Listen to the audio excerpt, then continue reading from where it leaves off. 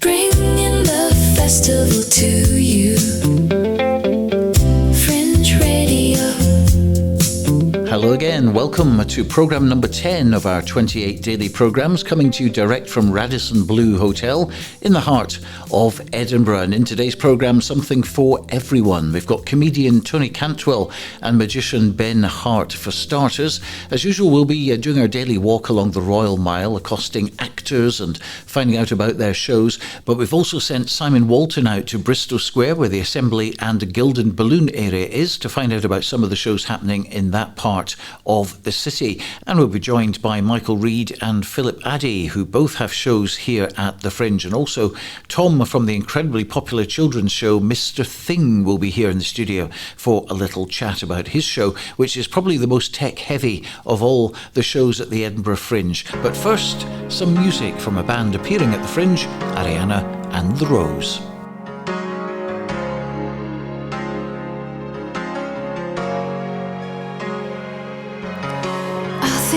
We should call it off, baby. I'm grateful for the mark you made on me, and to keep it that way, I don't think I can stay.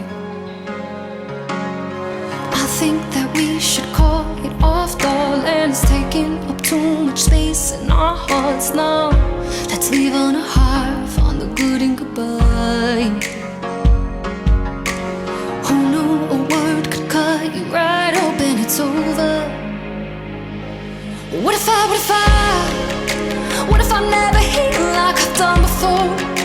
What if I can't erase my body with yours? Like a fever pitch, it's getting me high. What if it's just a part of our history, and nothing can change what you mean to me? Don't make stories up in your mind. I just came to say goodbye. Oh, I just came to say goodbye, baby. Oh, I just came to say goodbye, baby. Light years away from finding our senses, we spent ourselves like it would be endless. Why is it so hard to say? Is there someone to blame? Who knew a word could put you right back in a moment? What if I never heal like I've done before? What if I can't erase my body with yours? Like a fever pitch, it's getting me high. What if it's just a part of our history, and nothing can change what you mean to me? Don't make stories up in your mind. I just came to say goodbye.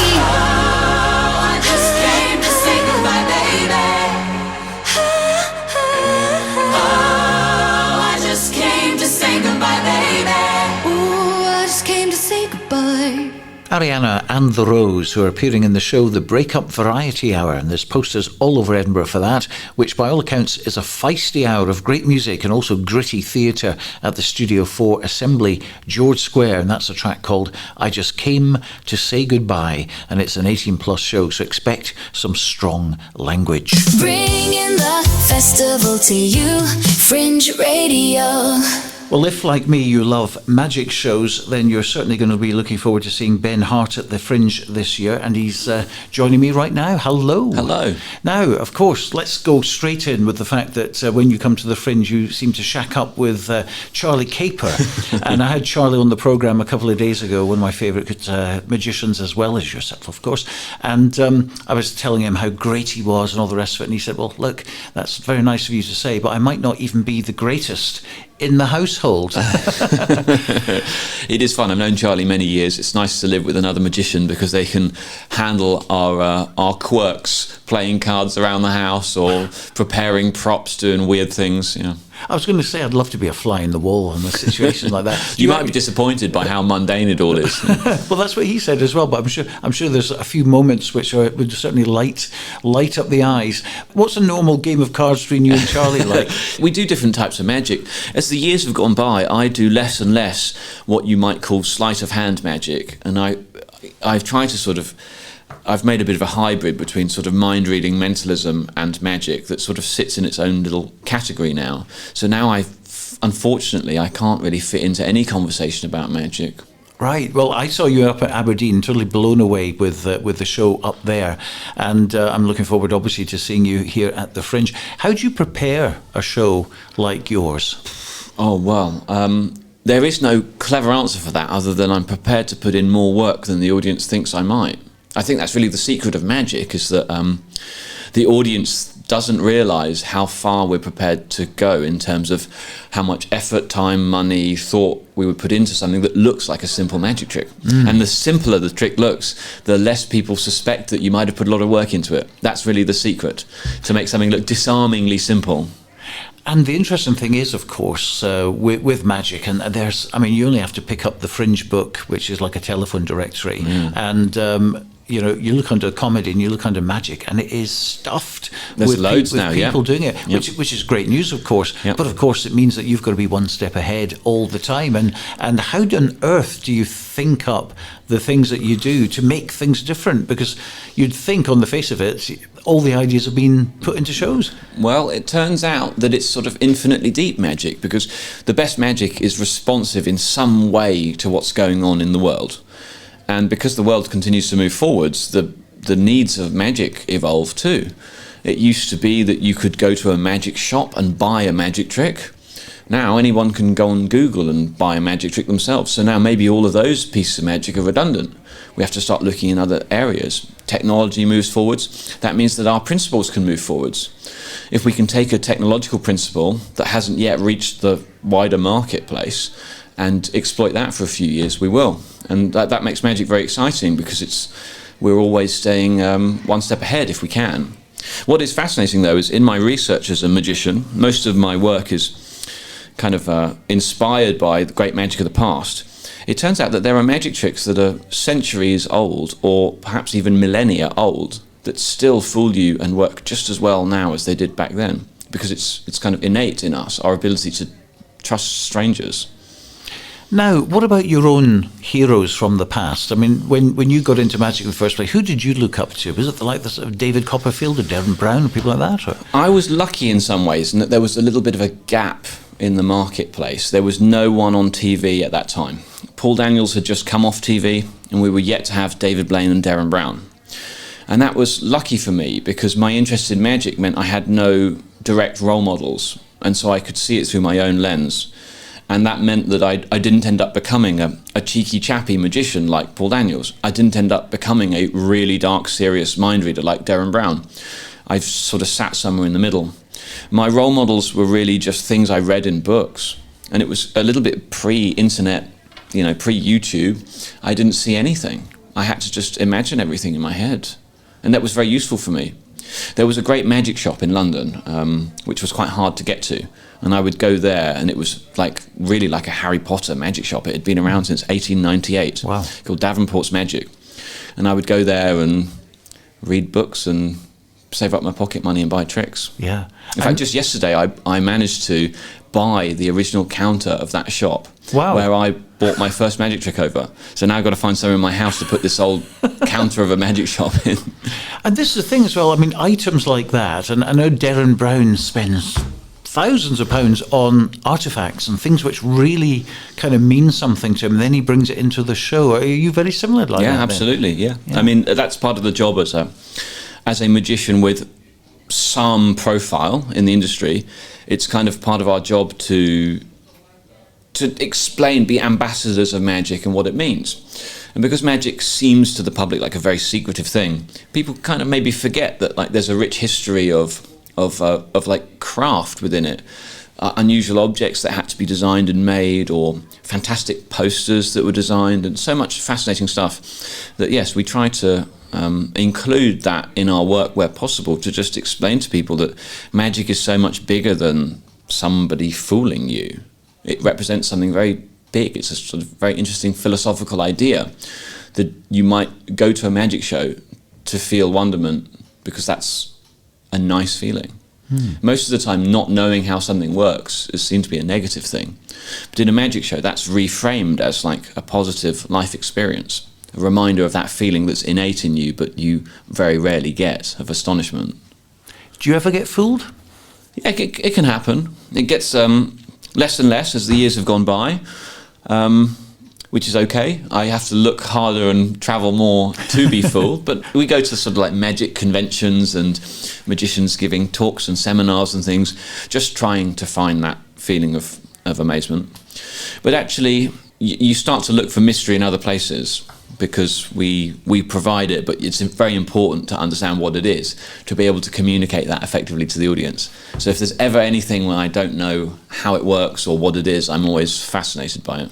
Now, you mentioned kind of Google and the internet, which brings us neatly onto that subject at the moment. And there are people who will, the next day after a television program or something, they will be on there. They know everything. They know how it's done, supposedly, and hiding behind their keyboard, etc. What's your own kind of reaction to things like that? Do you just take it with a pinch of salt, or are you bothered by it? Because I know some magicians are quite offended by the fact that they'll post something on their own, social media, and then in the comment section, someone will say, "Oh, but we know how it's done," and then the magician will come back and say, "No, you're spoiling it for everyone." So people react in different ways. Yeah, I mean, I'm quite disconnected from all technology. I rarely go on the internet. I don't have a TV. I don't really know who has the time to go on YouTube after watching a magic show to explain somebody else's secret. To me, it's a little bit like somebody who decides that they're going to go on YouTube and make videos explaining the plot twists of movies the audience hasn't seen yet. It seems to me to be denying the audience of the joy of enjoying the puzzle. You'd be angry if you went to an escape room and somebody said, "Oh, by the way, the key to get out is over there," before you've had a chance to have a go at it. It seems obnoxious to me, but maybe I don't understand the views of those people doing it. I think that to decode a piece of magic into its secret is completely missing the point. Absolutely. You wouldn't decode a movie, to use the movie analogy again, you wouldn't decode a movie down to being just a few shots, where the microphones are placed, how the film was colour graded. You can do that if you're in the industry and you want to study the craft of it, but that's not really what people are doing. I don't know, it's a weird one. It doesn't really bother me in that I can guarantee you I can still fool them. And I do think that magic is particularly weak on camera. It really exists in the idea that what we're doing is hacking your memory. And once you put magic on camera, the magician doesn't get to really do that aspect of the job, which is controlling your memory so that when you think back on the magical experience, it gets more deceptive. Once you put something on video, it's rendered, for life. And that means that you can't play the psychological game. So I think that's probably the answer. Don't put magic on camera because it's a bad place for it anyway. Yeah, and it actually would make a really good television program. Having said that, sort of someone like you confronting 10 experts in inverted commas, and at the end of the show you're saying, right, okay, can you explain this? Let's do it. So the show is called Labyrinth. It's obviously at the Palais de Variété. Is that something like the pronunciation? I think so. At the Assembly George Street Gardens anyway. Why Labyrinth? This show is about how the small choices in your life can add up to something bigger, and the whole show is all about things being lost and found again, and the first sort of 2/3 of the show are a little bit cryptic, and it all comes into focus at the end, and the way that going through a maze or a labyrinth is. At the beginning it's a mystery, and as you get closer to the centre you get closer to the truth, and that's what it's all about, and it ends in a very literal way. Did I hear somewhere that it's performed in the round? Yep, it's performed in the round in a Spiegel tent. Spiegel tents were these beautiful wooden circus tents, about 100 years old, and they are designed so that everybody gets a great view. They're in the round and they're sort of lined with mirrors. And Assembly have this fantastic one that 4 years ago I asked them, would you let me have my show in your Spiegel tent? They said yes, and now we're 4 years in, and it's a fantastic venue. I think it's the nicest venue of the Fringe. I think that the whole evening is improved by the sheer beauty of the venue. I was quite surprised actually when I'd heard about that being in the round, because of course a lot of magic or a lot of magicians perform it, and they're like, you've got the two dimensions effectively. They don't want anyone on the side views or behind you, but you're kind of opening that up to the public, which is quite brave, isn't it? Well, I started out as a close-up magician working in nightclubs for tips, where you certainly don't have much control of your working environment and people are all around you. And then I worked in cabaret clubs in London, and many of those have the audience seated all around you. And as the years have gone by, I work sort of corporate events where I'll perform in a banquet hall that isn't usually a venue. And the truth is that I'm very used to working with the audience surrounding me, and that's okay. Sometimes you want to choose magic secrets that are completely robust and cannot be unpicked even if they're behind you. The challenge is making a show where everybody feels included. Brilliant. Well, I'm certainly looking forward to seeing The Labyrinth. As I said, it's at the Palais de Variété, Assembly, George Square Gardens at 6:20 p.m. every night all the way through to the 30th, apart from the 17th, where they actually give you a day off. How about that? Amazing. I'll probably be doing the press rounds on that day. I'm sure you never really get a day off here in Edinburgh, sadly. No, well, thanks very much indeed for your time, because I know you're a busy chap, and all the best for the rest of the Fringe. Thank you very much. Ben Hart, and after the break you'll hear Simon Walton out to another part of Edinburgh to talk to some actors and producers plugging their shows. It's the Bristo Square, which is the home for both Assembly and Gilded Balloon. Bringing the festival to you. Fringe Radio.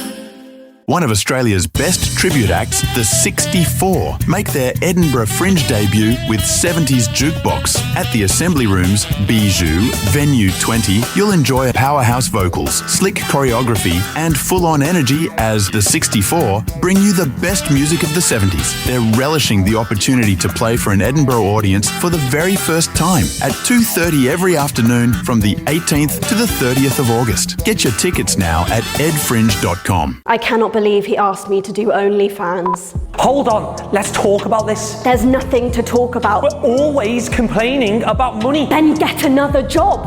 I am not selling my body. I'm listening to me now. I'm good at this. 15 Minutes of Shame, from the 7th to the 30th of August at 7:20 at Playground 2 at Zoo Playground. Tickets at edfringe.com.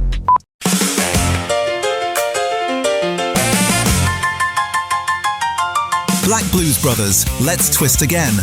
Fringe favourites, the Black Blues Brothers are back. Expect a rock and roll jukebox, a train station, and lots of acrobatics. Every day from August 5th to August 31st at 5 p.m. at McEwen Hall, Bristo Square. Tickets available at edfringe.com.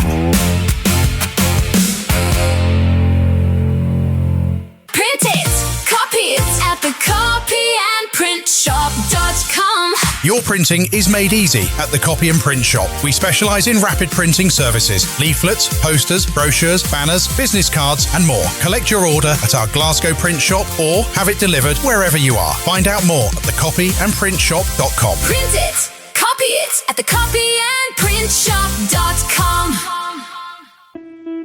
The science of chaos. Alternative history. Rock and roll. I'm Michael Anderson from Boston, and you've got to come to my multimedia fireworks Elvis in chaos. Hallucinatory images. Ecstatic raves. Greenside at George Street, first week of Fringe. Lime Studio, 5:15 p.m. Hey, pay what you can. You won't be bored. What is the most powerful force in the universe? This August, magician and physicist Kevin Quantum brings an all-new Fringe show to Edinburgh. Invisible Force.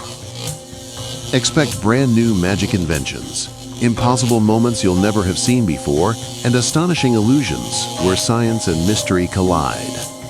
Electricity crackles, reality bends, and you'll leave questioning what's actually possible. Funny, surprising, and unlike anything else at the Fringe. Search Quantum at edfringe.com and discover Kevin Quantum, Invisible Force. Bringing the festival to you, Fringe Radio. We've brought Fringe Radio's walkabout into Bristo Square and meet cute or die. Well, I've met someone cute. I'm not going to die. What's your name? I'm Vicky. Vicky, what's the show all about? So the show is what it says on the tin. Obviously, two South African butchers agree to improvise a romantic comedy. It's what I've always wanted. Whereabouts is this happening? I'm sure it is.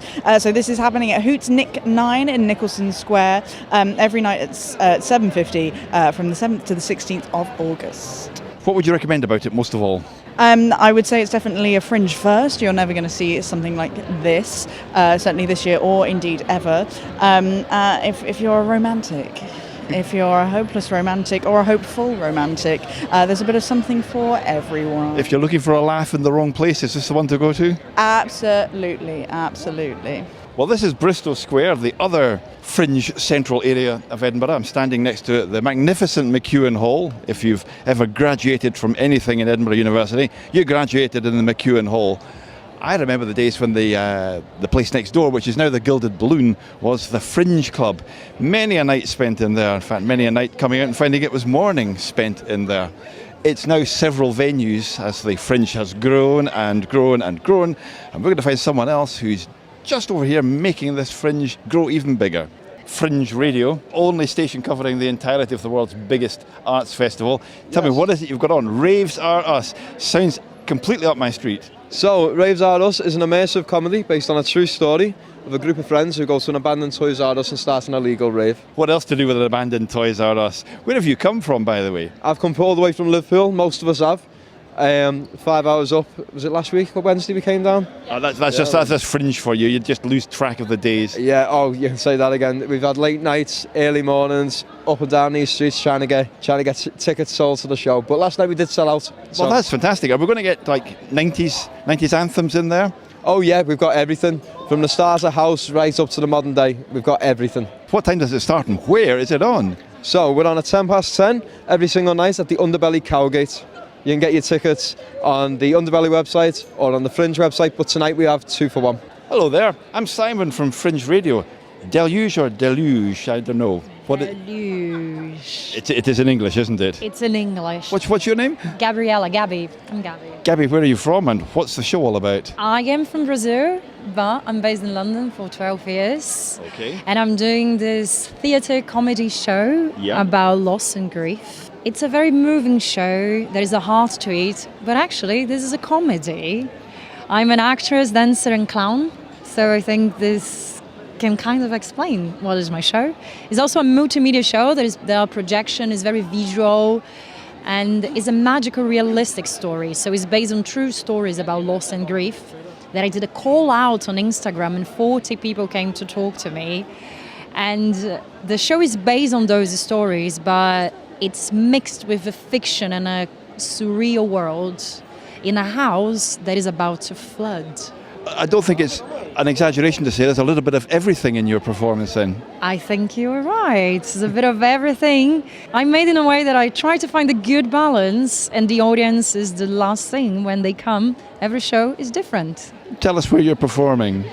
Underbelly Cowgates every day at 3:30 p.m. All right, Gabby, look forward to it. Thanks for your time. Thank you so much. It was a pleasure. Here are a couple of enthusiastic ladies, and we like enthusiasm on Fringe Radio. It says on your T-shirts, you're out of hand, but you're holding different flyers. So let me go first to Hail Mary. What's Hail Mary all about? So it's a cabaret show. We have Mary Mac. She's done loads of shows before, but this is her Fringe debut. She's kind of like, she's performed on cruises and all around the world.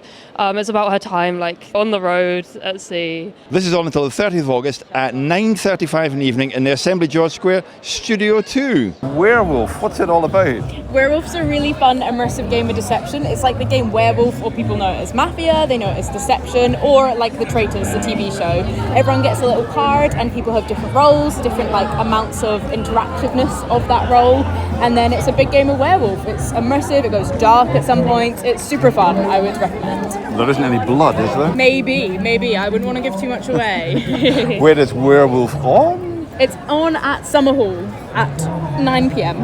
Tell me what it is that you're promoting. This is a show called House of Life under Underbelly, and it is, what I've been saying to people is it's cheaper than your therapy bill. It's sort of an hour of just pure joy, happiness. It's so much fun.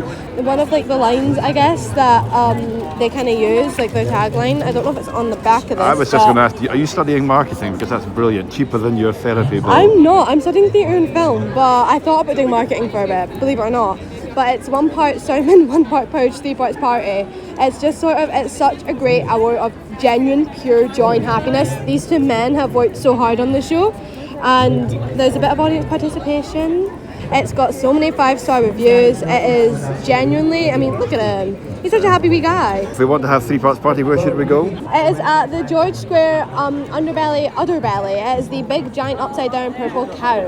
Is that 9:45 p.m? 9:45 every single night. Tonight right up till the 30th. Right up till the 30th, yep. We're promoting Rank, which is a 2-person, 2-hander dark comedy about female friendship. There's 2 ladies on a night out. They're at a taxi rank waiting for a taxi. They spot something in the distance that's a little bit spooky, and they're confused, trying to assess the situation.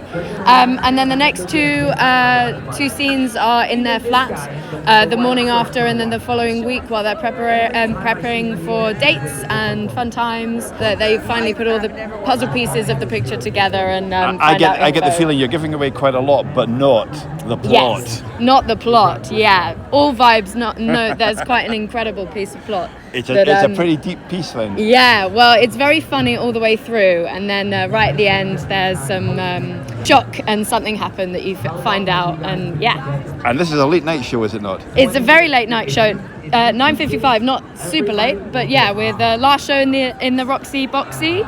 9:55. It's good fun, good energy, good way to finish a night out. And that's on till the 16th? On to the 16th, yes. All right, so get there if you want to find out what really happens to these 2 feisty females. Yeah, exactly. Thank you so much.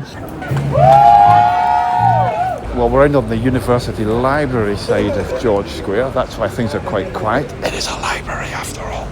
But during the festival, it's right next door to some of the biggest stages on the fringe scene. I'm going to walk straight into the underbelly George Square. Let's see who we can find in there.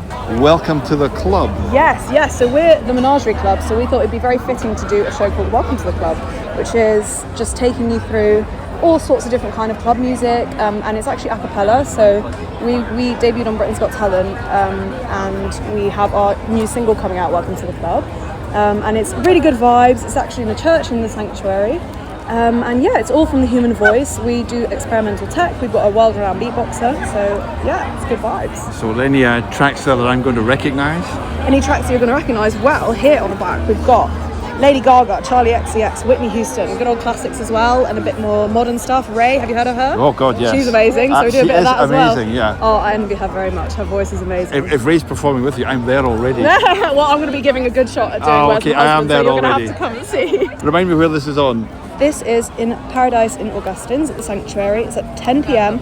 and we're on till Saturday, the 15th, and our tickets range from £14 to £18. What is Tom Skelton's VIP? So it is VIP, visually impaired Papa, and it is some comedic storytelling from Tom Skelton, who as an adult went 95% blind, and it focuses on his first few years of parenthood, which arguably is already a pretty daunting prospect, but add the disability into the mix and you get some really interesting situations and scenarios at Underbelly, George Square, Buttercup through the 16th of August at 8:15 p.m.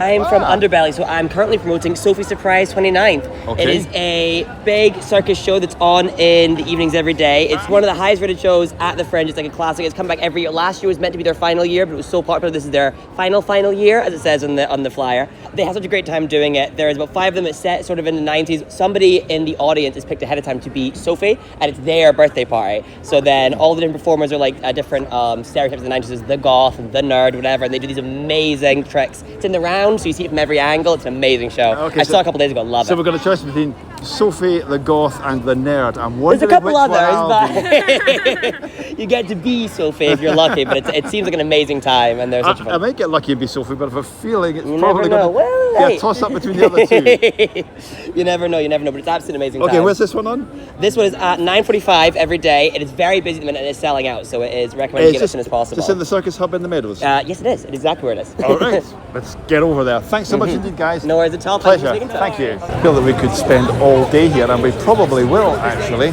So I'm going to do just that and sign off from this walk around Bristo Square and dozens of venues that there are here, the hundreds of shows that are on, and hand you back to the studio. Simon Walton out and about in Bristo Square, but I'll be bringing my own walk along the Royal Mile in the second hour of the programme.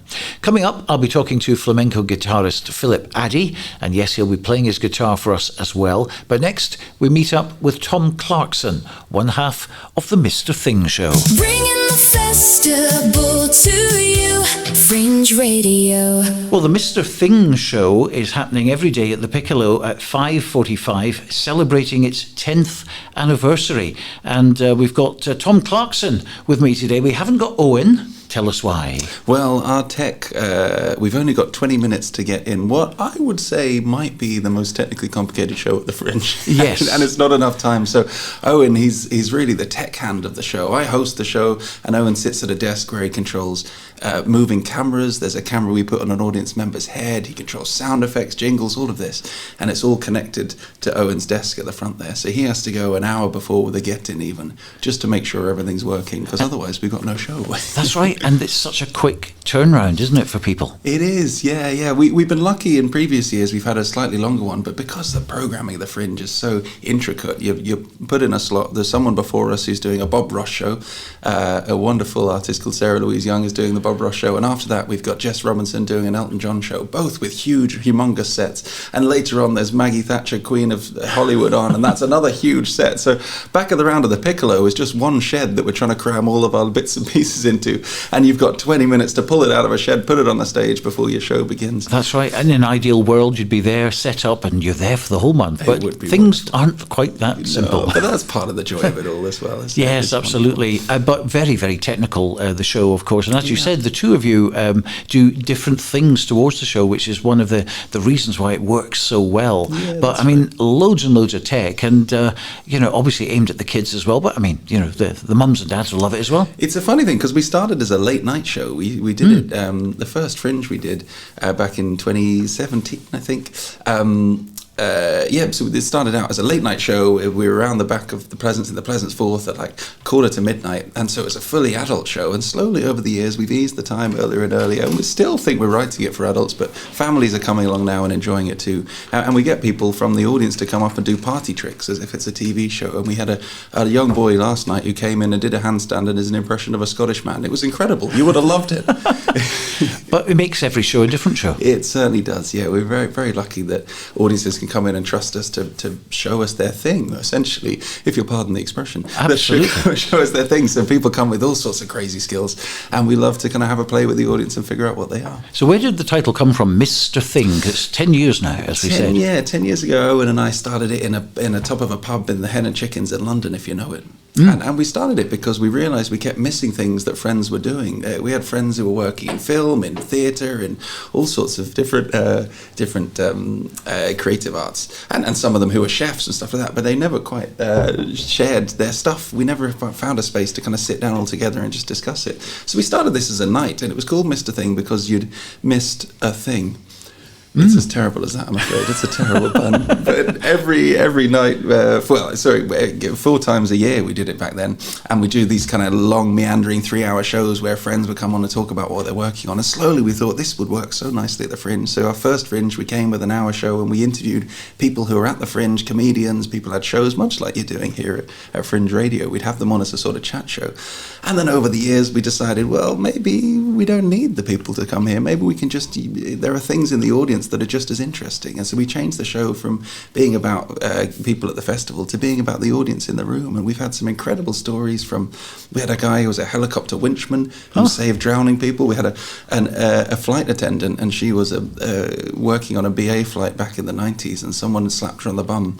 And so she went and made the pilot spit in their food. We had all these stories that came out. And then also people that come up with crazy skills. Last night we had someone who could play their teeth like a xylophone. We had someone else who said they could bench press a man, and they held me up and did squats with me on their back. It was just a wonderful little silly show that kind of celebrates just everyday people and the silly things they can do. And they keep coming back for more, obviously. They certainly do. The interesting thing is you've known Owen for 33 years. We worked it out. As you've been friends for 33 years, but the actual Mr. Things show has been only going for 10 years. What's been happening in that 23 years? So Owen and I, we grew up both with families that were doing sort of am-jam stuff. So we kind of used to hang out a lot in dressing rooms while our dads were on stage. And we'd do a version of this show back then, really. We called it the Owen and Tom Show back then. And since then, we did some things on stage together. We had a Blues Brothers tribute band we brought to the Fringe back in 2005. And 10 years ago, we realised we hadn't done anything on stage together in a long time, and kind of came up with this show. And we've roped in, my cousin is the musical director, my brother plays Puppet Steve, Owen's dad does the lighting in the box, Owen's sister comes and takes all the pictures. So this is big family affair. And that's fun and wonderful and warm that we can do that together. But also it means that when we're on stage running a show that's mostly improvised, we all know each other and trust each other to go in any direction. And I've known Owen so long that he could finish my prison sentences, actually. He's finishing for me. I've got a lot of unpaid parking tickets. Don't talk to me about parking tickets. I just got one last week. No, I'm sorry. You've hit a raw nerve there. I'm going to end this interview here. No, only joking. Who comes up with the ideas then? Is it sort of 50-50 split, or? Yeah, so Owen's in that time that we were talking about, we weren't doing shows, Owen went off to work in musical theatre. He's a video designer and a sound designer, and I went off to work I direct commercials and music videos. And so we bring the two very different worlds together, and all the people that we bring into the show are people we've met through our respective fields, going out and doing those jobs. So the show is a kind of combination of that. It's Owen's technical brain mixed with my director brain, and we kind of figure out this loose framework and then bring in people to sort of colour in the framework for us. So bringing in Andy as a musical director to add some music, or Dan as the puppeteer to write some material around that. And then we've got a great kind of behind the scenes team of directors, filmmakers, songwriters who all kind of help out. Jack Garrett is a Brit Award-winning musician who writes all our songs. We've got a guy called Max Sobel who's won many awards for his films, who makes some video content for us. So we're very lucky to have a really lovely team of things helping us out. This is what kids want on a Saturday morning television, surely, isn't it? It is. It's good fun. Why aren't you on daytime television on ITV or BBC or something? It's a big question, and one we often ask commissioners, and they don't really have an answer, although they do like to just put things with Jimmy Carr on the TV. That seems to be the thing. So, ambitions then for the future. You've done this for 10 years. Obviously, every show is different, which makes it all fresh for you and for the audience as well. They keep coming back. But can you see yourself doing this for another 10 years, or is there another project? Well, I think the fun of this show is it keeps changing, depending on how the audience respond to it. We went from it being a late night chat show to it now being a sort of daytime variety show with celebrating audiences that do their tricks. And it's been really fun to see that as a reflection of how we're changing, I suppose. As Owen and I have been friends for so long, as we grew up, the show kind of moves into different areas. And Puppet Steve, my brother, has had a baby, and now Puppet Steve on stage has had a baby. And all the grievances of Puppet Steve on stage is how he doesn't get enough sleep, that he's always distracted going on down internet rabbit holes about rabbit holes. And it all feels like a real reflection of my brother's actual life at the moment.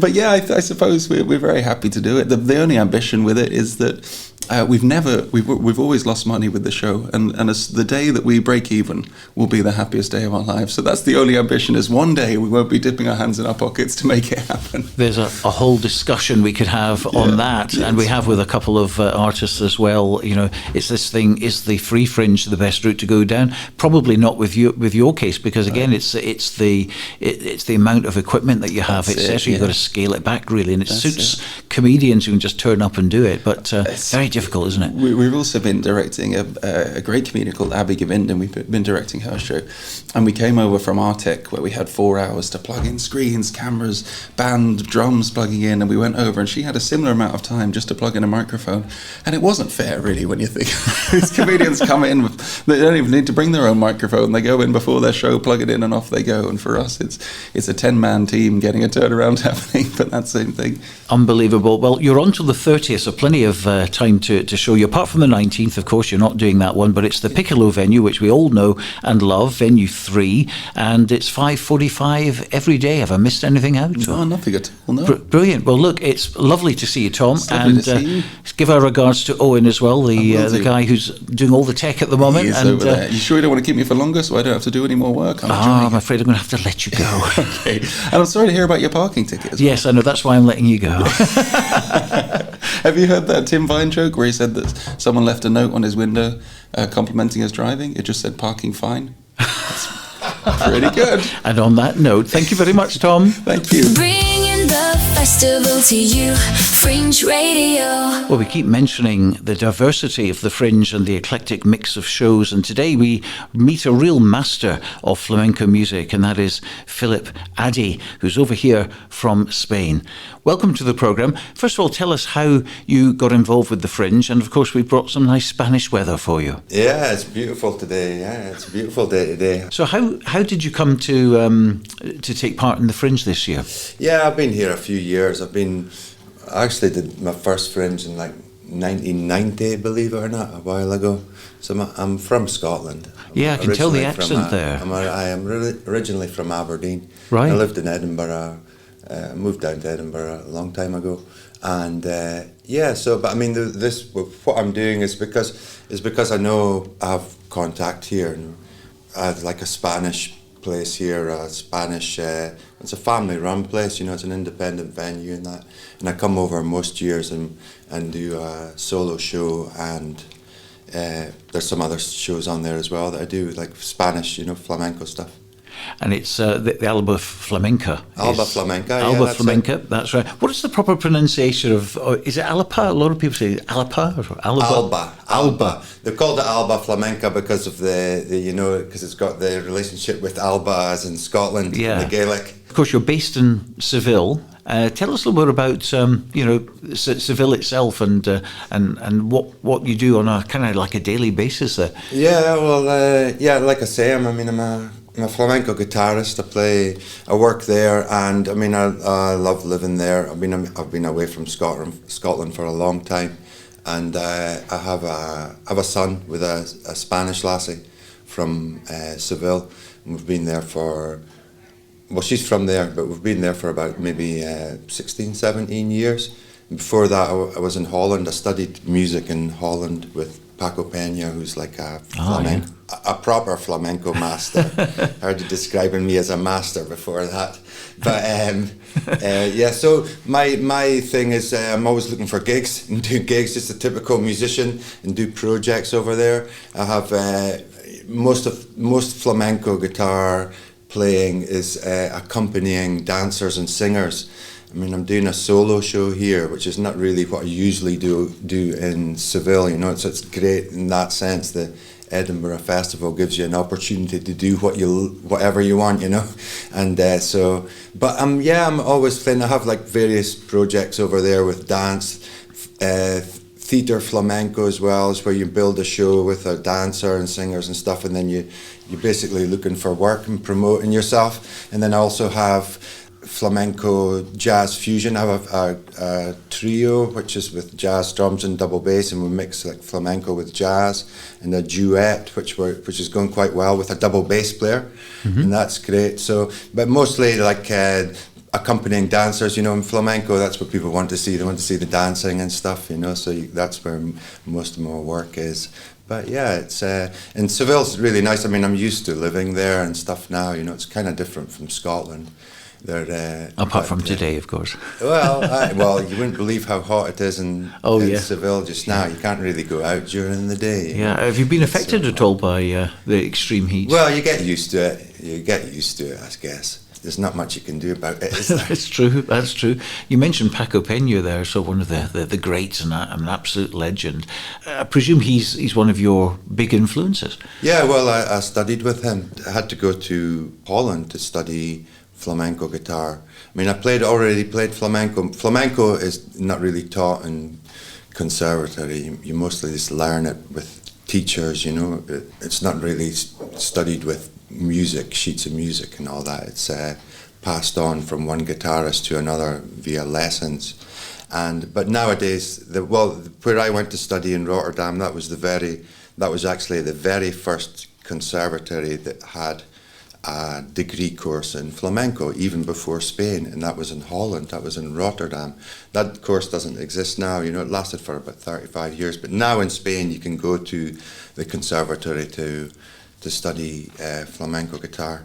Well, he's still going actually. I mean, he's over 80, but he was based in London, so he's well known. He came over to London in the 1960s. He was working in Spain as a young guy, and he got the opportunity to come to London one time, and he saw how people were so amazed by it, and he got the opportunity to go there and play solo. And after just being there for a month or something, he was playing in the Royal Albert Hall on a bill with Jimi Hendrix. Oh, gosh. You know what I mean? So the guy, Paco Peña, has really, he's really done a lot for flamenco outside of Spain and stuff, and he's an amazing player, and he was a great teacher as well. Good guy. And what attracted you to this style of playing? Yeah, just really, when I played guitar and that, when I left school and stuff, I started playing guitar just with friends and all that, and then one day, I heard flamenco. A friend of mine came back with a tape with two flamenco, Paco Lucia and Sabicas on a tape, and I heard that and I thought, I really want to do that, and then just started little by little and got to know some Spanish folk and that, And when I was in Edinburgh, there was always a lot of, in the 1990s, there was a lot of Spanish people coming over here to study, young folk. And there used to be a bar here actually on the Royal Mile. It was called El Bar. It was just off on Blackfriars Street, is it? One of the little roads. And that was a real mix of people, and I met so many Spanish people there, and also some flamenco dancers and stuff and that, So I just bit by bit, you keep going, and then eventually you're playing a lot. And your show's at 2:00. Yeah, 2:00 every day, and I play for an hour, and I also talk a little bit and tell some of the history and around what I'm playing and what it's like, because flamenco is kind of quite a niche thing, and people obviously think it's from Spain, but it's really from Andalusia. That's where the cradle of flamenco is, and so I just explain a little bit about what I'm playing and tell some stories and stuff, and play a few tunes. I'll put it up to you now, because you've got your guitar with you.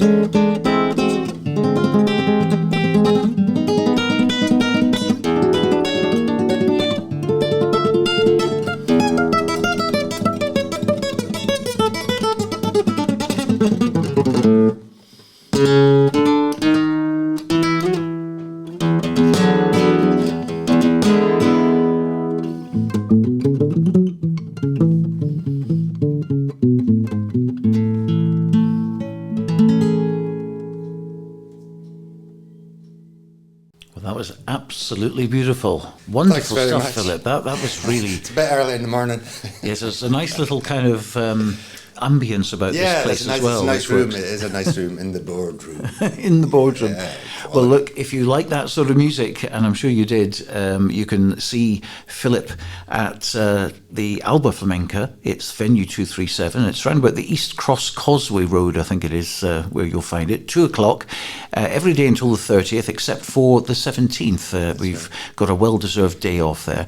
And thank you very much indeed for coming in. It was brilliant. Well, it's a great pleasure, Stuart. Thanks very much to have the opportunity to come. And like I say, it's wonderful to be here in Edinburgh at the festival. I think it's fantastic. And I think it's fantastic that you can still have an independent venue and come and do some beautiful music and play and, you know, express yourself. I think it's really something that is like so important to have. So yeah, thanks very much.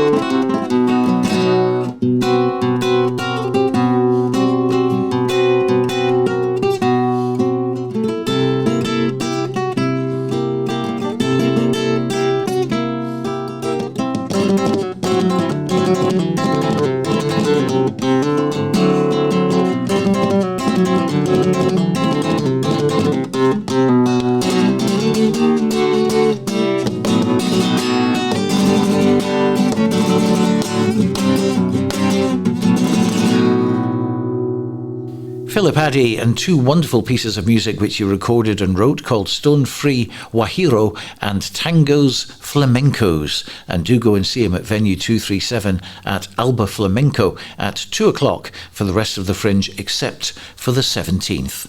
And after the break, my special guest is comedian Tony Cantwell. Bringing the festival to you, Fringe Radio. One story, two people. Amanda Crowley and Thomas Duncan. One lawyer, one mass murderer. The case is lost. She wants it anyways. Not to win, but to understand how monsters are made. Glimpse behind the societal masks, as with Monster Made, an intense character study, a captivating, psychological, intimate play is coming to the Fringe at Paradise in the Vault. Only the one who can change his mind can actually change something. Monster Made runs from August 24th to August 30th. Book your seats today at edfringe.com.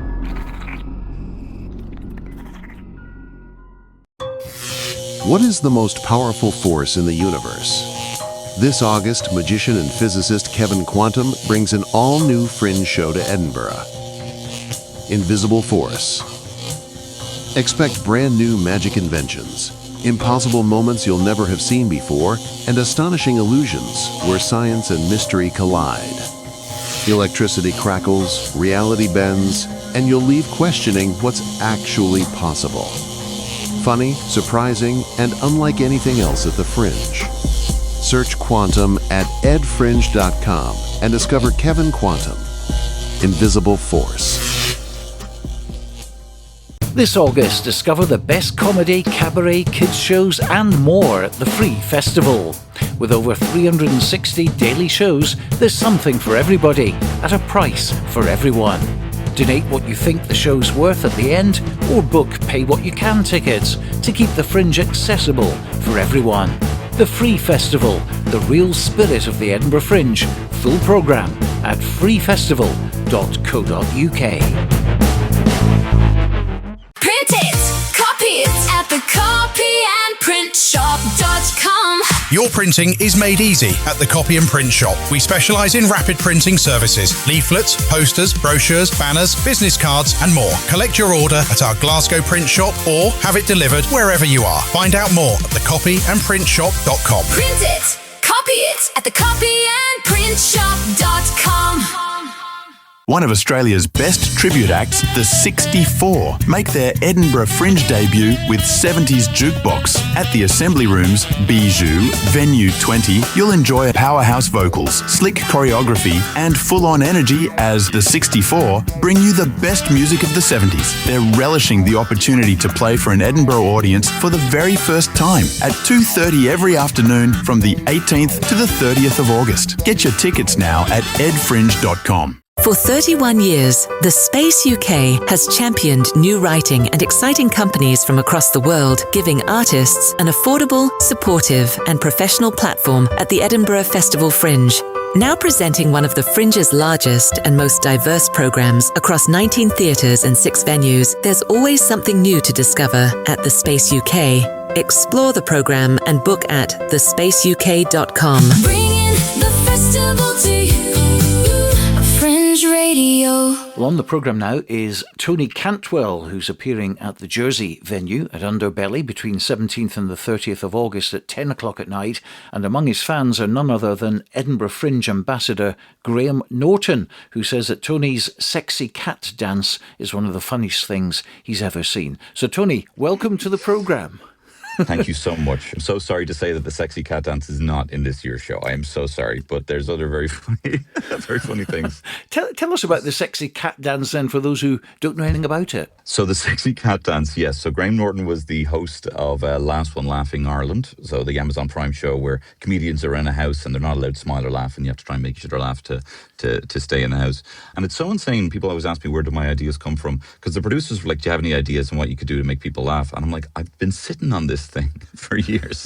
And this is the perfect opportunity. I'm going to go out and I'm going to, the stage will have like a load of domestic objects, and I'm going to be a stripper cat. I'm going to put on a show as if a cat was doing a kind of a burlesque show just for cats.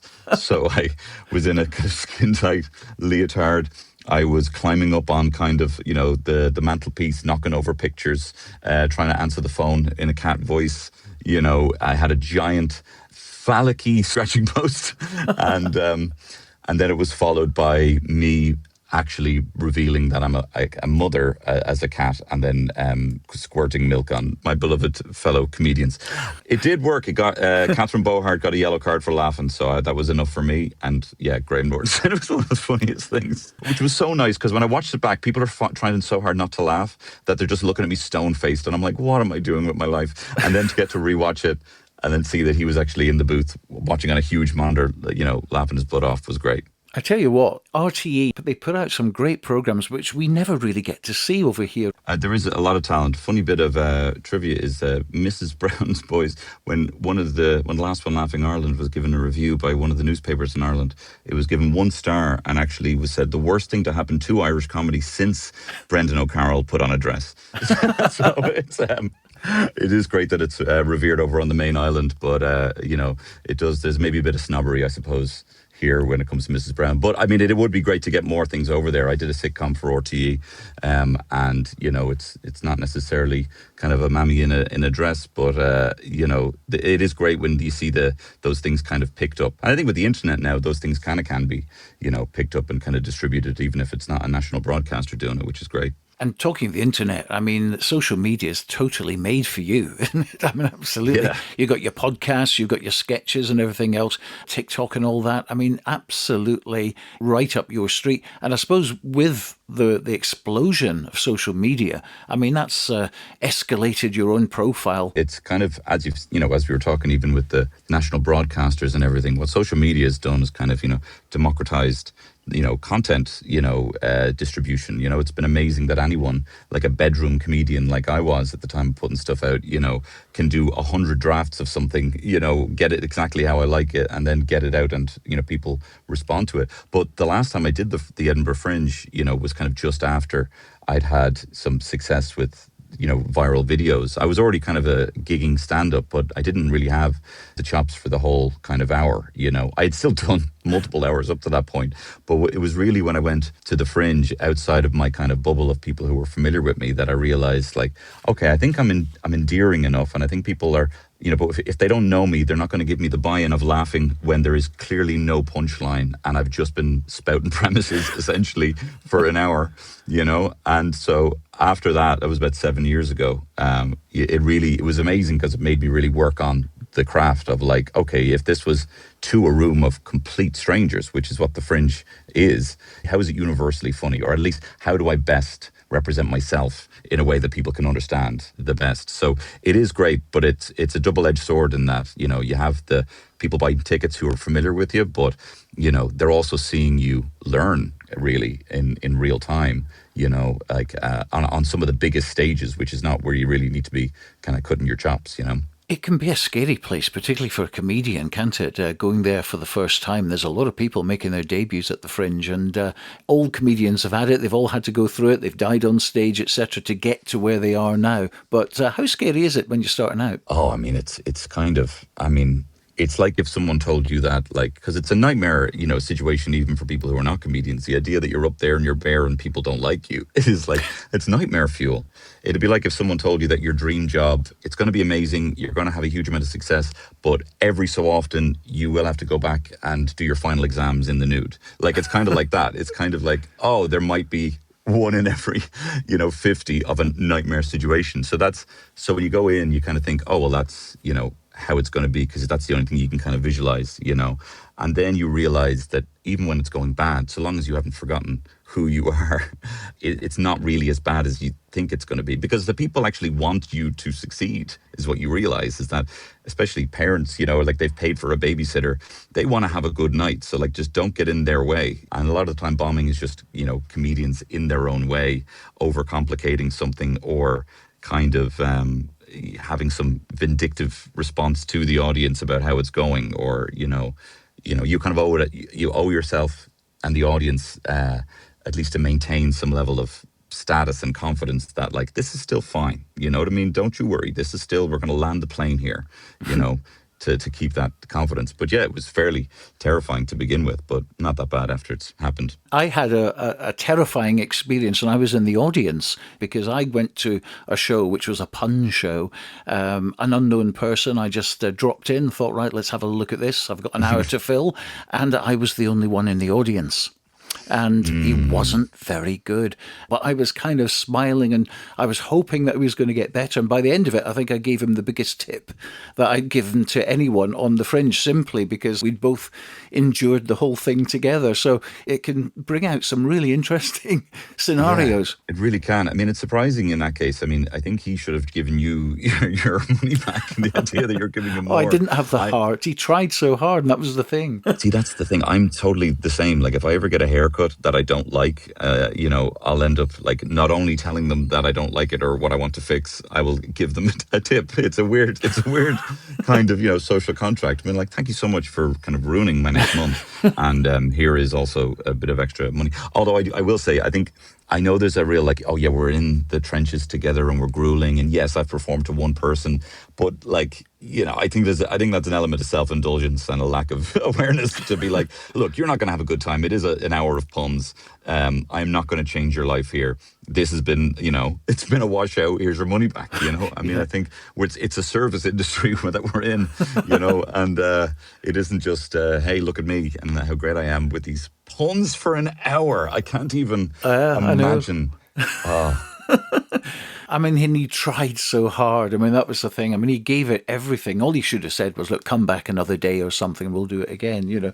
And what do you mean by he gave it, he tried so hard? Did he do the puns louder? Like, you know? Well, he had props. He had so many props, and it was kind of like he'd really kind of thought it through in his own mind, and he thought that he was brilliant, you know. And was there any pun that he did that you liked that you can remember? It was all very forgettable to me. Okay, yeah, fair enough, yeah. Of course, you mentioned there's 7 years since you've been at the Edinburgh Fringe, and I read somewhere, I'm sure, that your child was conceived in Edinburgh. Is that right? Yes. When sometimes the prisoners are allowed visitors, and my wife came. So yeah, now we didn't name him, you know, Edinburgh or anything like that. You know, I know that's a thing. You know, we called him 5 Grand Rat Flat. You know, just the exact location I thought would be better for my son. Brilliant. So it's called You Cry Weird. That's the name of it. And there's obviously a story behind this. And go on, sell it to us. Okay, so I actually, after the very nice Graham Norton compliment, and that show was out, I was kind of fairly riding high from that. And then I went to a friend's house, and he had moved into this new house. We went exploring in his attic, as boys do, because it was a boys' night. And we found this dusty old treadmill, and we turned it on, and we all took turns running on it, and I ran on it last. And I kind of ran for longer. I grew up a little bit chubby, and I kind of ran on it for longer than I thought that I could. And I burst into tears with the overwhelm in front of all of my male friends. And then I thought, okay, there's something going on here. And I started therapy the next day. And throughout that year, I was telling the therapist all of these incredibly funny situations at which I cried, like not for a reason, not because just something sad happened, but just something happened to me that maybe would either have been incredibly happy or meaningless, or, you know, that, but I just became incredibly overwhelmed. And I realized, wow, there is a lot of funny times that I've cried at weird times. And you know, with a comedian, it's kind of like, I find sometimes you can start with the show in mind, like I'm going to write a show about this. But with me, I just realized I kept going back to this kind of stuff that was going on in therapy, and all these things that I thought I wouldn't really laugh at, but they were just funny situations, you know. So yeah, I just ended up writing about that, and I found it very therapeutic to do so. But yeah, I mean, without giving too much away of the examples, you know, it's just times you're like, why would anyone cry at that? And then trying to unravel this situation, but publicly becoming very overwhelmed and crying in the weirdest of situations. It's 10 o'clock. What are you going to be doing the rest of the day? Well, I'm actually going over with my family. So my wife and my youngest daughter, and then, of course, my son, 5 Grand Rat Flat, will be there. So it'll be a whole family affair up until Daddy needs to wallow and, you know, just go in on himself and get all pre-show nerves, and then do my show. So I'm very much looking forward to it. It's kind of our main holiday as a family, and then I've got loads of friends over there as well. So I'm very much excited. It's the summer camp that I always wished that I could have gone to, but I didn't want to. There's only ones over here in Ireland called the Gaeltacht, where you have to go and speak Irish, and I couldn't be arsed doing that. So this is the closest thing to a summer camp that I have. And will you be taking in any other shows as well? Me and my wife haven't quite figured it out. We haven't even looked at the brochure, but I mean, I'll take a while. Yeah, I know. Yeah. I'm going to start with the A's. So I might start. I think the first show is going to be AAAA Trump Harry Potter the Musical. That's maybe the first one, and then AAAAB Trump Harry Potter the Musical, an improvised Shakespeare. No, we're very much looking forward to seeing that, and there's a lot of Irish comedians over there. My podcasting friends, Shane Daniel Byrne, Killian Sunderman, have incredible shows that I haven't seen yet, but I've heard that they're extraordinary. And yeah, I can't wait. I mean, last time I went, I felt like my show wasn't going well, so I refused to see other comedy because I felt like I didn't deserve it or something. But I'm really happy with this show, so it'll be, I will allow the inspiration of all the other fabulous comedians to flow through me this year. And of course, with the fact that you haven't been here for 7 years, a lot of people are seeing you kind of cold for the first time. Yeah, very much so. So I think I do actually have a show that you don't need to know me at all or have seen a silly TikTok to have buy-in for the show, you know. Luckily, I don't think I've had to lean on that for the last couple of years, you know. But it's the first kind of storytelling show that I've done. But unfortunately, as I have pointed out, I will not be dressed as a sexy cat squirting my milk on anyone. Well, I'm so sorry. Well, I don't know if that's good news or not, but I'm sure there'll be Yes. people in the audience who will be very disappointed that the cat won't be making an appearance. So after the Fringe, what's your plans? Okay, so I have big plans for September. After this will be kind of the end of doing this show. So I plan for the month of September to basically feel like I'm completely past it, that my career is totally washed up, that I have no new ideas, that there's no inspiration, that maybe that was the last thing I'm ever going to do. And then after about 2 weeks of that, I'll start saying yes to other things and pick myself back up. But I'm doing a couple of TV shows for RTE, and they're actually, some of them are like very, very funny kids shows, which it might sound like a kind of oxymoron or whatever, but they're very, very funny shows. So I'm excited to be doing those and allowing myself to be accessible on a broader level and not just my weirdo little pervert jokes that people might have heard in the Fringe. I'm a 4-quadrant entertainer as of September. I was going to say, because I mean, you have fingers in so many pies. You've got obviously the TV work that you're doing, the podcast. You've got, and of course, that famous Netflix film, The Apocalypse Clown, and yes. voiceovers you do as well. And you can understand why you get voiceover work. My goodness, what a voice you have! It's fantastic. I was going to say the same thing to you, Stuart. I mean, oh my God, I hope you're raking in the money as well. Unless you want a really fast terms and conditions apply. That's where I come into my own. I mean, do you actually have a favourite thing of what you do? I mean, is stand-up still the best thing, or the writing side of it? What do you enjoy most? I mean, when I write a joke, and before anyone has told me that it's either funny or not funny, and I believe it's funny, I mean, that's like, it's like alchemy. It's like finding gold before you try and pay for it and realize it's clay. It's a beautiful thing. And I really do enjoy the voiceovers, because there's usually, with an ad, there's so many people in the room that you just say, this power drill, only $79.99. And then you get 8 people in the room to like huddle together and be like, that was brilliant. And I'm like, I literally just said a number and I'm getting so much praise for it. So as a brazen attention seeker, it's no more condensed than voiceover, where they fawn over every line that you say. But no, stand-up is, because that's the whole thing. You figured out this joke, you don't know if it's funny or not, and then you say it and you're like, I adore it. There's no greater, as a people pleaser, attention seeker, there's no greater joy. I adore it. Well, I'm looking forward to come and see you for the very first time at one of your shows. Don't forget, it's at the Jersey venue at Underbelly, and that's between the 17th and the 30th of August. No breaks at all the way through, 10 o'clock at night. Do not miss this great man. Tony Cantwell, thanks so much for joining us. Thank you so much. Thank you. Festival to you, Fringe Radio. I cannot believe he asked me to do OnlyFans. Hold on, let's talk about this. There's nothing to talk about. We're always complaining about money. Then get another job. I am not selling my body. I'm listening to me now. I'm good at this. 15 Minutes of Shame, from the 7th to the 30th of August at 7:20 at Playground 2 at Zoo Playground. Tickets at edfringe.com. I want to tell you a true story. Many years ago, a humble young musical comedian was approached by some radio producers and asked if he might contribute one of his comical voices to a new segment for their network's most popular show. For many years, this young man delighted in answering questions from people all over the world and bringing a little simple joy to his troubled land, while all the time, nobody knew who he really was. But now his story can finally be told. Mitch Ben is Asking Elvis, coming soon to a theater near you. Thank you very much. This August, discover the best comedy, cabaret, kids shows and more at the Free Festival. With over 360 daily shows, there's something for everybody at a price for everyone. Donate what you think the show's worth at the end, or book pay what you can tickets to keep the Fringe accessible for everyone. The Free Festival, the real spirit of the Edinburgh Fringe. Full programme at freefestival.co.uk. One story, 2 people. Amanda Crowley and Thomas Duncan. 1 lawyer, 1 mass murderer. The case is lost.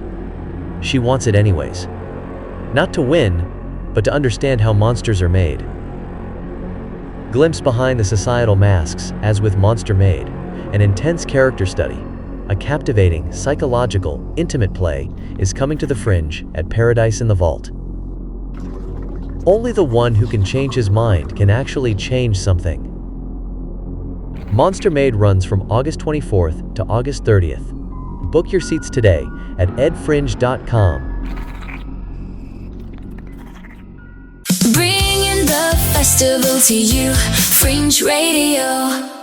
Well, earlier in the show we heard from Simon Walton. He was down at Bristo Square with the Gilded Balloon and also Assembly. Lots of shows going on down there, but I'm sticking to the Royal Mile, and one of the people that we spoke to in the first episode was Sobremesa. That was the show with two lovely young ladies, but now we've got the two lovely young men, and this is Ben. Yes, hi, my name's Benjamin Summery. I'm a part of the play Sobremesa on at the Gilded Balloon, 20 to 12, every day until the 31st. Sobremesa is a play all about two sisters and a new boyfriend of one of the sisters, and they have a chat over a dinner party in a Spanish restaurant in London. So sobremesa is a Spanish word for talking and drinking after dinner, but it's a bad sobremesa. So everything that is said is not really things that you're supposed to talk about around a dinner table. So politics, money, sex, and it's a dramatic play with extremely funny elements talking about sisterhood and the manosphere, as well as making sure that we shed light on very, very important topics such as sexual assault and things like that, because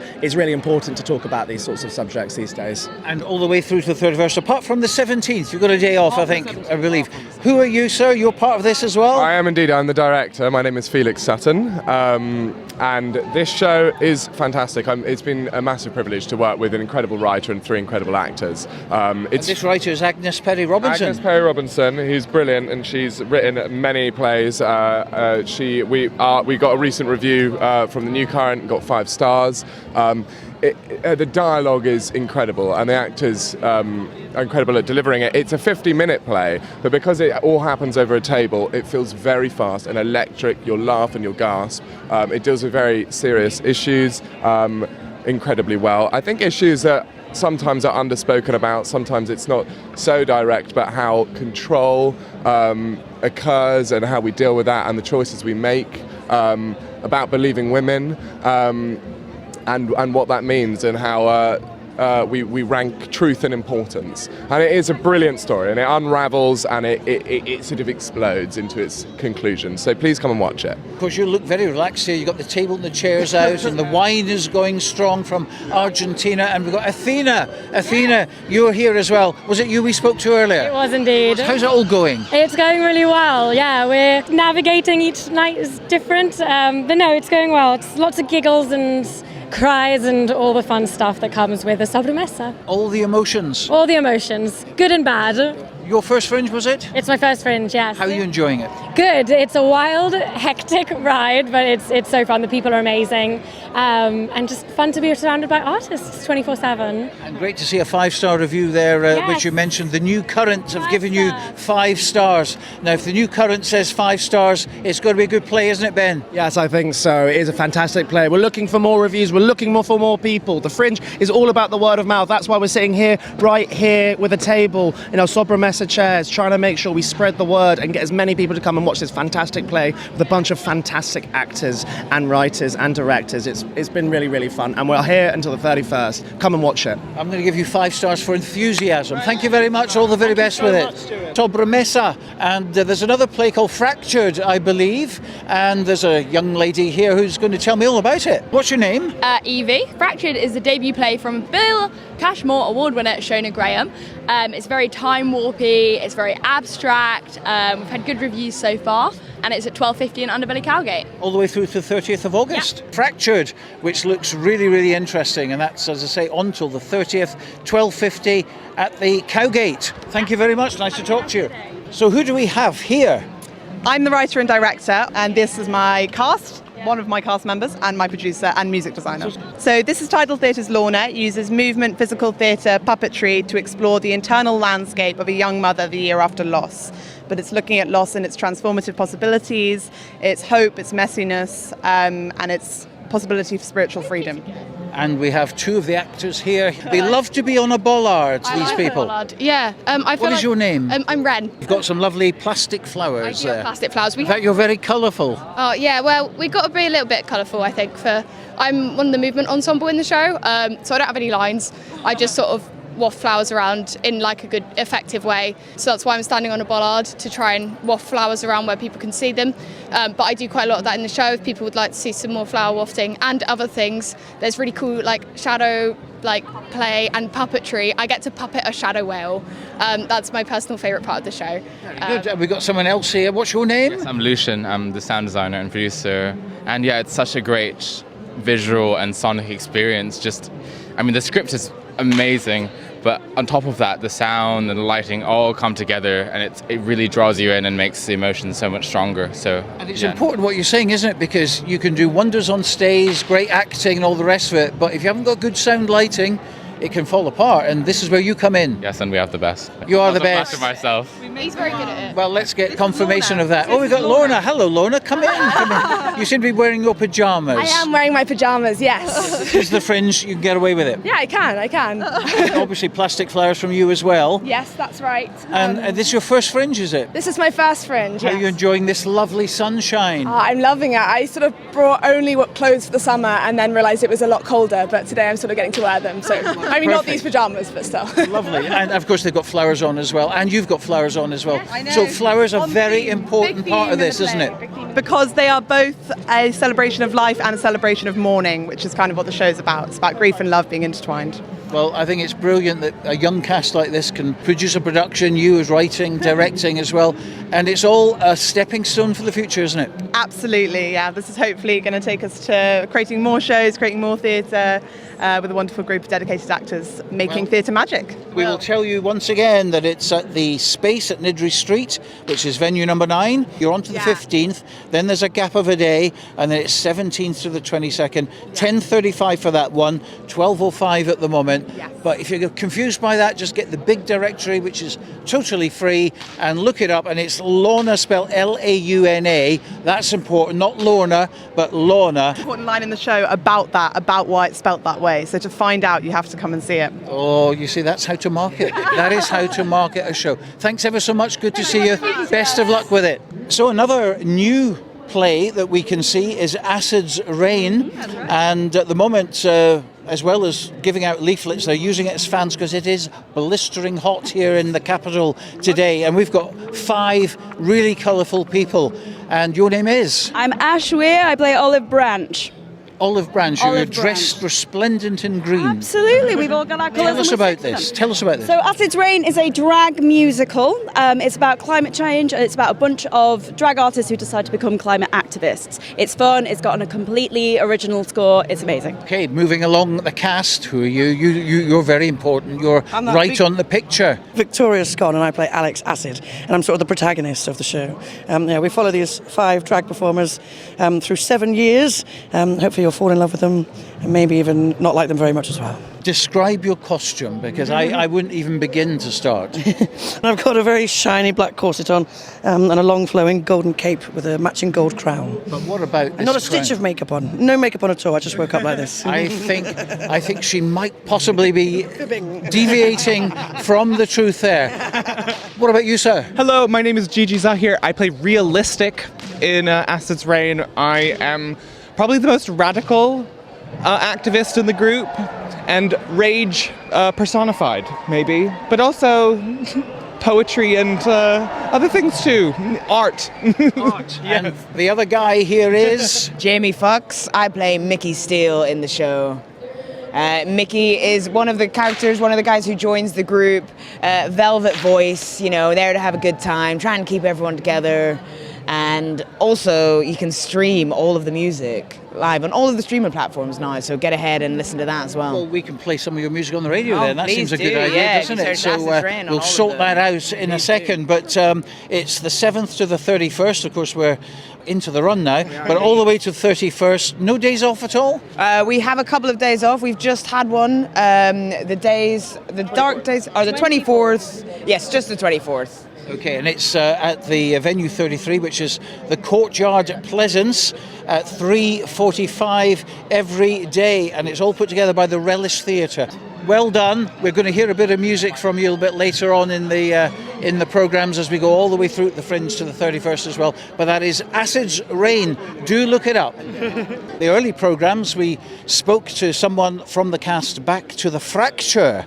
And I wonder where they got that idea from. And the space at Surgeons Hall is where you need to go between now and the 15th at 8:45 p.m. in venue 53 on Nicholson Street. And we've got two of the ladies here. Hello, what's your name? I'm Dia. Hello, Dia, and you are? Daisy. We're going to be doctors soon. In 3 years' time, we'll be doctors. Doctors? Yeah. It's hard getting in, it's hard going through it, it's hard afterwards. We love it. Honestly, it's been hard, but I've loved it so much. And it's just also really nice to be able to come up here and do some comedy and put on this show just to show that it's not all really difficult and really hard, that we actually have a life outside of medicine. Actually only did this show in a week, so we spent last week, wrote the show in 3 days, then rehearsed it in 3 days, and then came up the next day and started performing. 2 more days left. We are just using this week to have fun together and perform.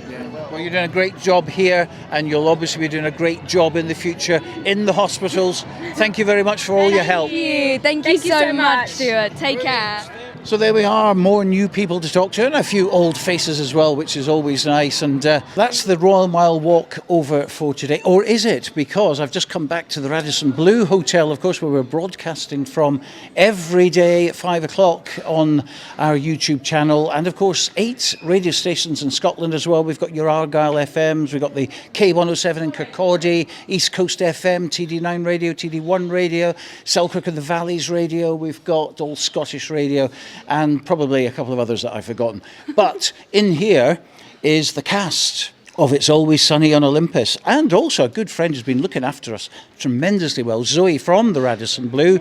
Tell us how you got involved with this particular production. Well, to be fair, they're my lovely friends, and I've seen them play other things before, and they're just amazing. So I'm trying to advertise it because it's a great show, and it's so worth going, I think. And these venues at Radisson Blu are really intimate and really good. I saw a great show yesterday set in Glasgow, a real gritty show. When we were young. When we were young, and amazing everyone's show. been coming up to me saying, you've got to see this. So I did, and I was blown away. It's amazing, yeah. It's good. It's also a lot cooler in here than it is outside, so it's better to come in here. Scotland, sunshine. And ironically, the day we have the eclipse, it clouded over, but you can't have everything. Anyway, let's find out about this cast here. It's Always Sunny on Olympus. Thank you, Zoe, for the moment. You want to be an actress, don't you? Whatever you want me. Whatever you want me to be, I'll do whatever. I'm just good at talking. So. A media tart. Okay, there we are. So who are you, sir? My name is Aaron Kachachurian. So our play is about 5 Greek gods, Zeus, Poseidon, Athena, Hades and Hermes. And they are quite young, and they have just won the war against the Titans. Now, they are not equipped to deal with saving the cosmos. So throughout the play, you see some struggles, and you see a few arguments, and a few lovely moments. But in the end, their task is to save the cosmos, and whether they'll do it or not is left ambiguous. We'll just have to wait and see. So this is Scott, was it? Yes. Scott, this is at the Space, obviously, venue 39 here at the Radisson Blu. To the 29th that you're on there, 1:45. It does say odd dates only, though. We all go to Edinburgh Napier University. We all met through the course, the Acting in English course. It's a 4-year course, and we were given the opportunity to put on our own Fringe show, completely funded by the uni, which we're very thankful about. Here we are, getting to perform for our peers and friends and all sorts of new people. Lauren Mills, and you're in this play as well. No, You're not in this play. What, you behind the scenes? I'm not behind the scenes. You're not behind the scenes either. What do you do? I'm in another play. Another play completely? You're an imposter. I'm an imposter, yeah. Okay, well, we'll let you off then because you're so honest, and I can see you're showing your phone now. You're set at a page which says Our Town Needs a Nando's. So Our Town Needs a Nando's is a play about 5 girls who are in a drama class, and they are to create a drama piece. They're in a small town about womanhood, girlhood, and no accessibility to pursue their big dreams. So we're selling out so far, which is amazing. That's good. Well done. And we are on at Space 39, the Radisson Blu, until the 15th of August. It's at 2:30. Fantastic. And someone else has arrived. Who are you? Let's go over here. I just keep going round the table. New people appear. What is your name? My name's Eve Young. And I think you're in It's Always Sunny on Olympus. I'm just a really big fan. No, yes, I play Athena. This company last year together. Josh, Henry, Scott and Aaron and I, we were all friends throughout the degree, and then we decided that we would be a good company together. So yeah, and then we got Jake involved as well, and he's done loads and loads of amazing things. He directed it. So yeah, now we're just one big happy family, I guess. Yeah. Well, congratulations on what you've done so far. A couple of sellouts, I understand, as well, which is fantastic. And if you want to come and see It's Always Sunny on Olympus, just come to the Radisson Blu. Do check it out. It's on the odd days all the way through to the 29th of August. And with that, we'll do another one tomorrow.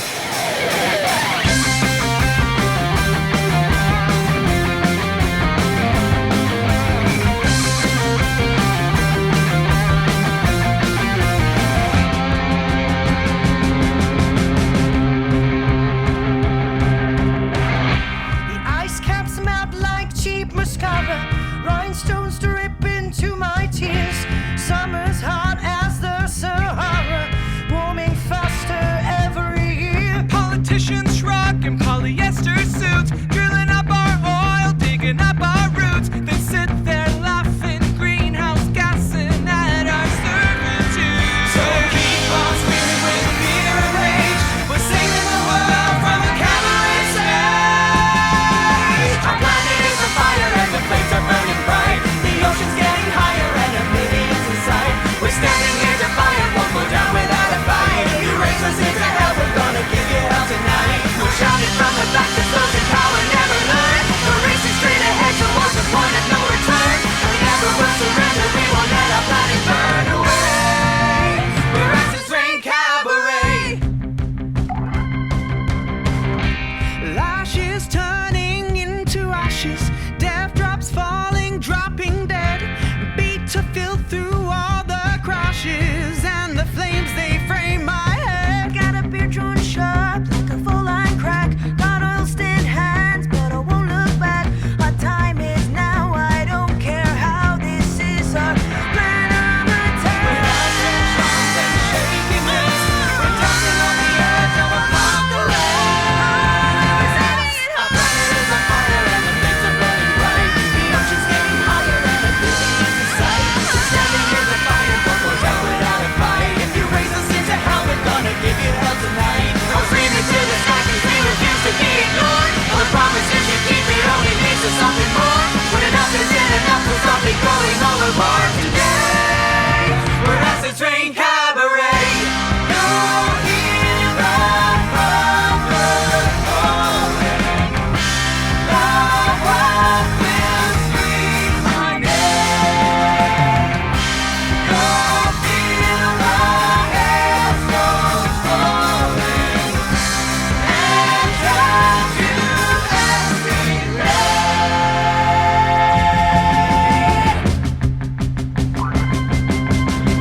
Our time has run out. We're standing on the brink. This is what the brink looks like. After this, islands will disappear, seasons will dissolve, and we'll look back at this moment and wonder, how did we let that happen? You are in a war you didn't know you were in. You are drowning and you didn't even know you were at sea. No one is coming to save you, so what are you going to do? We're not going to give up. We will wave the white flag. We're changing the world tonight. Our planet is on fire and the flames are burning bright. The ocean's getting higher and oblivion's in sight. We're standing here defiant, won't go down without a fight. If you raise us into hell, we're gonna give you hell tonight. We don't want the poison sky or something lips and cherry red. 'Cause the earth's already started torching, pop and burn and bled. We'll fade into your silence, we won't fall away. Let's stay. We're Acid Rain Cabaret.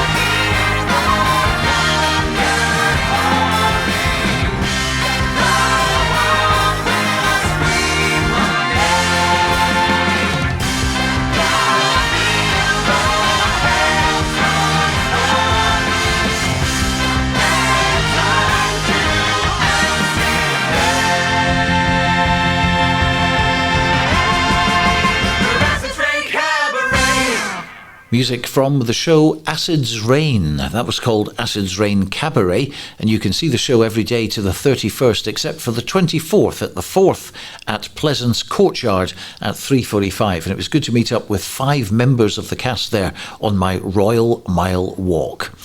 Now, in the serious world of psychoanalysts and psychos comes the play Safety, an hour that will leave you uncomfortable, but glad that you spent the time questioning everything you've just expected. Simon Walton met the author and performer Michael Reid and decided not to ask him to tell him about his mother because, well, that would not have ended happily. I'm out at the McEwen Hall, part of the Underbelly complex, and I'm with Michael Reid, who is the performer and indeed the writer of Safety, which is the debut performance from Light Men's Carefully, the production company. Michael, it's a play, it's a one-hander, but it has several characters, many personalities, and you perform all of them. Are any of those characters part of you? I think that all of the characters are part of me in different ways, and the fun thing about writing a show where you get to play lots of different people is almost you get to explore these different parts of yourself. So there's the main character that is perhaps the most like me in an outward sense, and then we have these other characters who I wrote almost as ways to explore different points of view or parts of myself that I perhaps don't usually reflect on, and so I thought that was a really interesting way to come up with the range of characters in the show. Safety is set in the world of mental health and psychology, and it's also very much about trust and professionalism, but also there's an element of humanity in there. All of that comes out in the play.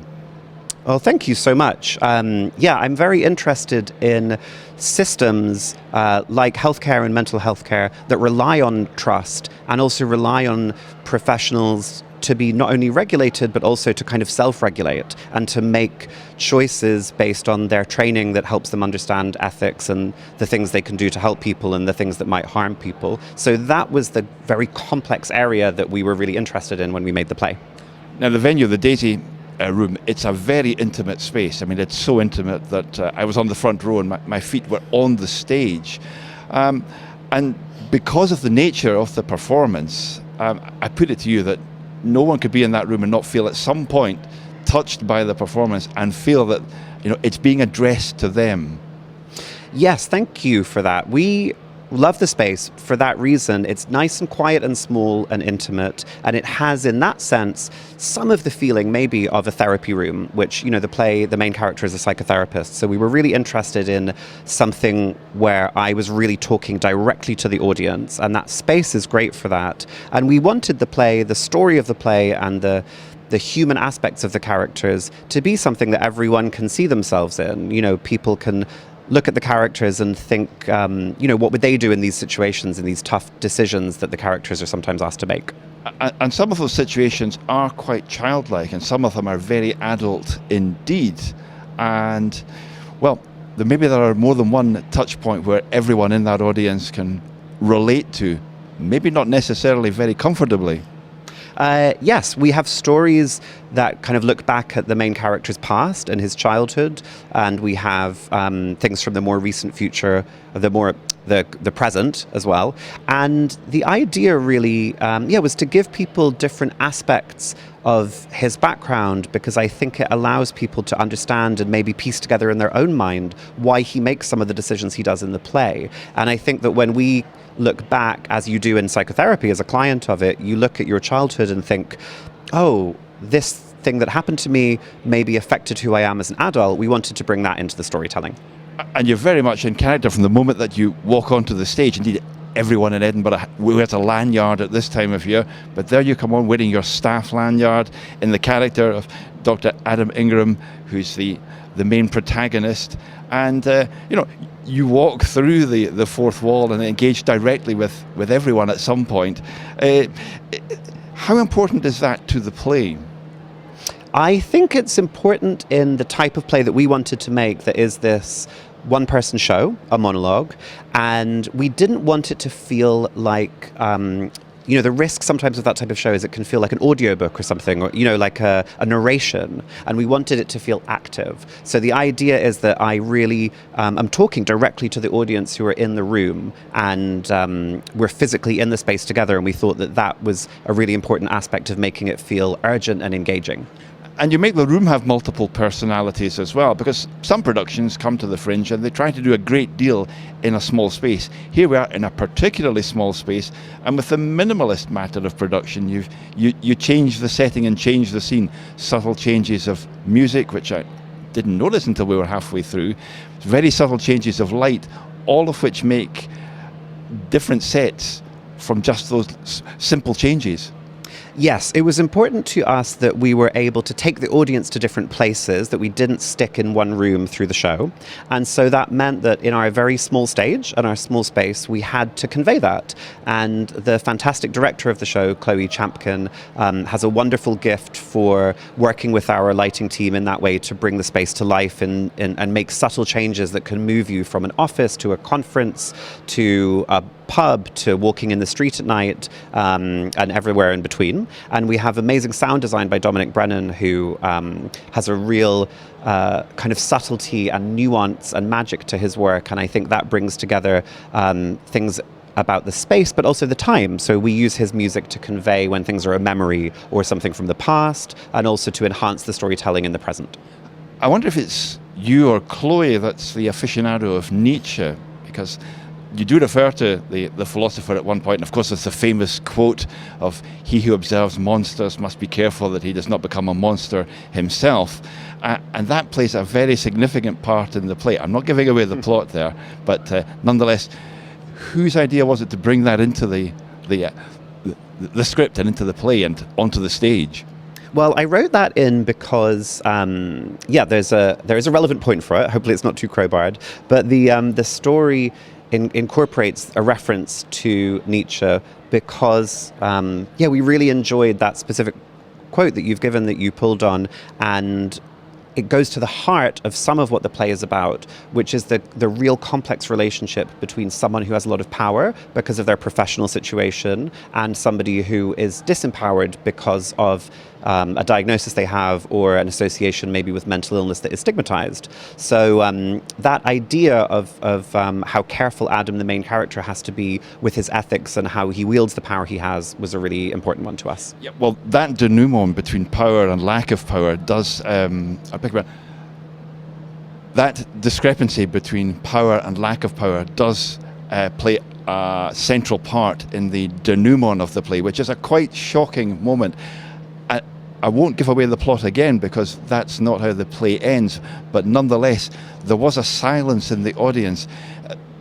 By that point, it wasn't distraction, it was reflective, and it's something which went throughout the whole hour, and that every one of us was thinking, there's something that I can relate to, and maybe not in a comfortable way.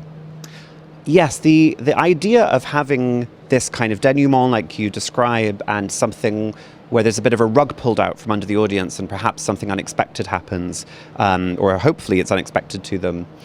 I think for a Fringe show particularly, when everyone has these busy days packed with shows and socializing and wandering around and everything else, it's a really overstimulating environment sometimes. We liked the idea of coming into this quiet, intimate space and then sending people out to reflect with something that perhaps they didn't see coming. They didn't expect from the character or the characters. And the idea was to leave people with questions, really, to think for themselves about, what they think the right or wrong of the situation is. Well, just before we finish up, I'll just remind everyone that Safety is on at the Daisy Room, venue 302 at Underbelly, Bristo Square. Michael, just before we depart, when the audience left and when you took your final bow there, what did you hope that the audience would take out of the room? And indeed, what have you taken from the Fringe on this, your production company's debut? Well, I hope that the audience will leave with more questions than answers. That was the idea always in writing the play, was not to answer its own questions, but to give people the opportunity to reflect for themselves on all the different storylines and aspects of it, and to kind of think about how perhaps they would act in that situation. So I hope that it doesn't wrap anything up too neatly. We've deliberately left a few threads open at the end. And for us, It's such a privilege to be able to do the show here. It is the most amazing month on the planet to come to the Edinburgh Fringe, and we're so grateful to be here, surrounded by people making amazing, exciting, brave, innovative work of all different genres. And so it's really invigorating for us to start the company off here at the Fringe. Michael, thanks so much indeed for your time, and thanks for speaking with us on Fringe Radio, the only station dedicated to the biggest arts festival in the world. Safety is on at Daisy Venue 302 at Underbelly, Bristo Square at 11:45 every morning, apart from the 18th and the 25th, but it goes all the way to the 30th of August. The breeze with which you came and went will forever leave its dent. You cast your spell right early on, summer love that went on and on. I see you now as I've seen you then. The trees grow old, the seasons send secret holds, eternal flames, purple pitchers, lemonade. Can you hear me? The party is over. The last dance, it's gone. It's been taken as over. And if you see me passing around your way, don't look back and pretend, girl. Just have a beautiful day.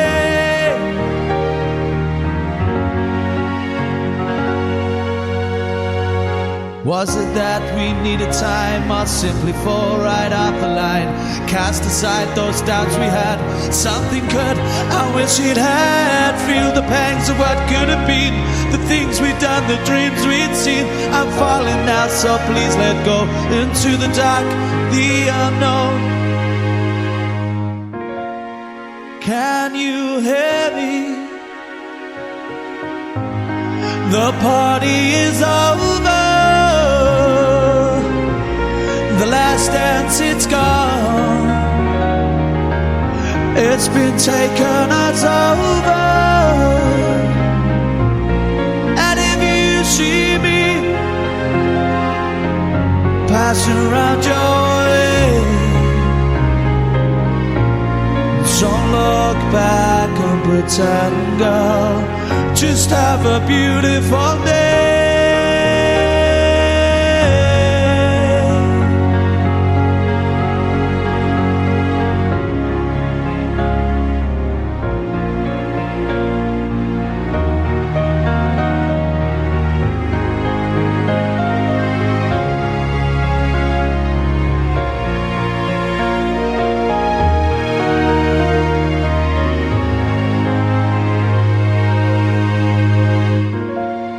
Can you hear me?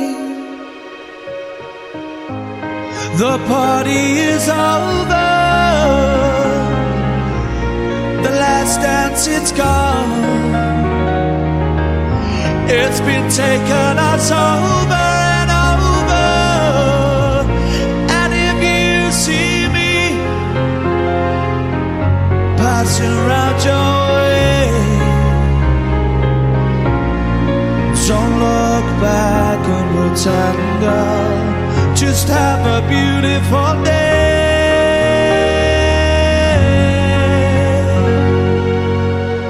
Have a beautiful day.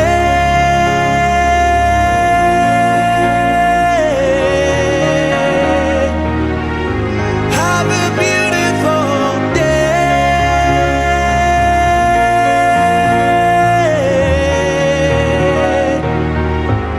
Have a beautiful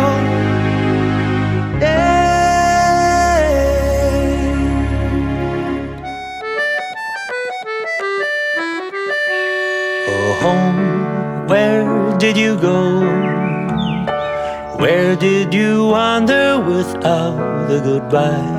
You left your belongings, couches and clothes, all of the same creaks right under my toes. Oh, home, where did you go? Oh, house, why do you sigh? Why act so different than what I recall? Stop being so distant. You see, it is I, the boy who for years in this house I would lie. Oh house, why do you sigh? Oh boy, what's this new pause? What is this earnest that stifles your smile? Your stoic security stiff as a skull that shudders the others, indignant to all. Oh boy, what's this new power? Oh boy, who are you now? Has all that ambition got you so far, far from this box of a billion dreams soon, far from the outlook you think you've outgrown? Oh boy, who are you now? Oh house, how does it feel to stand through the seasons of silence and sound? Floors taking beats from boys just like me, never to stay but always to leave. Oh house, how does it feel? Oh home, it's been a while since festives and feelings of family flew. The house is still here waiting undefiled for the boy to be free as he was as a child. Oh home, it's been a while. Music from two of the artists appearing at the Edinburgh Fringe. That was the brilliant Brian Enge and Oh Home. And before that, Danny Taylor, who's of course appearing as Tommy Cooper in the Tommy Cooper story Just Like That. And that was a single he had out about 10 years ago called The Party's Over. And that's your lot for today. We'll be back on Fringe Radio again tomorrow, same time, same place. But for now, from me, Stuart Cameron and the team, bye for now.